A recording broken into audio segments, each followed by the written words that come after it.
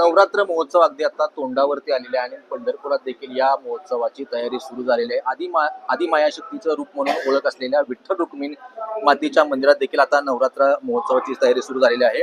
खरं तर नवरात्र महोत्सवामध्ये रुक्मिणी मातेला 9 दिवस विविध अलंकारांनी सजवलं जातं, पोशाख केला जातो आणि जे पारंपरिक पौराणिक दागिने आहेत त्याचे आता मंदिरामध्ये स्वच्छताचं काम सुरू झालेलं आहे। नवीन त्याला गोठवण्याचं देखील काम सुरू आहे। हे कारागीर आहेत, हे कारागीर दरवर्षी अशा दागिन्यांची नव्याने गोठवणी करतात, पॉलिश करतात, स्वच्छता केली जाते आणि ते दागिने नवरात्रीमध्ये रुक्मिणी मातेला परिधान केले जातात। अशा अनेक पारंपरिक दागिने आहेत।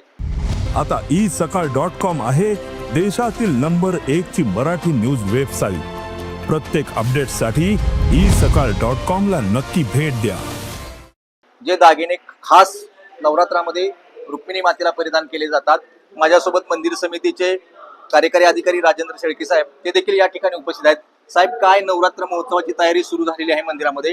कोणकोणते दागिन्याची स्वच्छतेचं काम सुरू झालेलं आहे? रुक्मिणी मातेचे जे मौल्यवान आणि पुरातन दागिने आहेत, आपण नवरात्रामध्ये प्रत्येक दिवशी वेगवेगळ्या प्रकारचे अलंकार रुक्मिणी मातेला परिधान करीत असतो।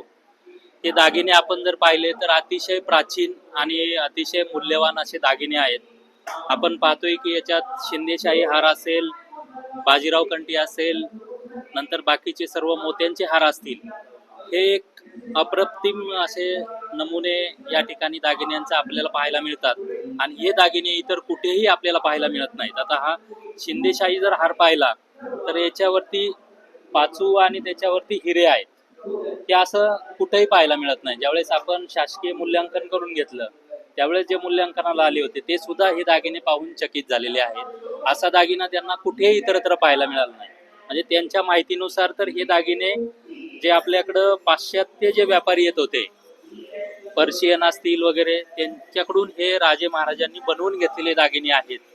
आणि याच्यामध्ये पाहिलं तर हा शिंदेशाही हार असेल, इतर जे हार आहेत, छत्रपती शिवाजी महाराजांनी, इतरही राजे महाराजांनी, शिंदे होळकर घराण्यांनी सुद्धा पांडुरंग आणि रुक्मिणी मातेला दागिने केलेले आहेत। ते अतिशय दुर्मिळ असे दागिने आहेत आणि ह्या दागिने गोठवण्याचं आपण ते काही डागडुजी करण्याचं काम आहे ते कालपासून सुरू केलेलं आहे।